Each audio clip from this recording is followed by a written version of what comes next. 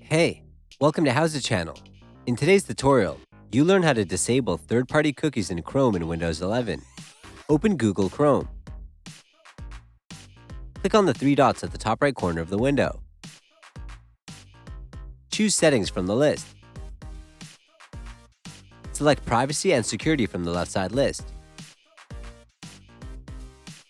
Go to Cookies and Other Site Data. Look for Block Third-Party Cookies. Check the option to enable it. You can also enable Clear Cookies and Site Data when you close all windows option. Disable Preload Pages for faster browsing and searching option. Restart your Google Chrome.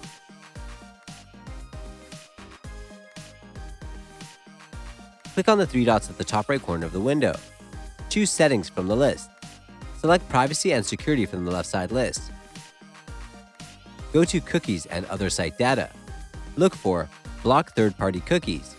Uncheck the option to disable it. Disable Clear Cookies and Site Data when you close all windows option.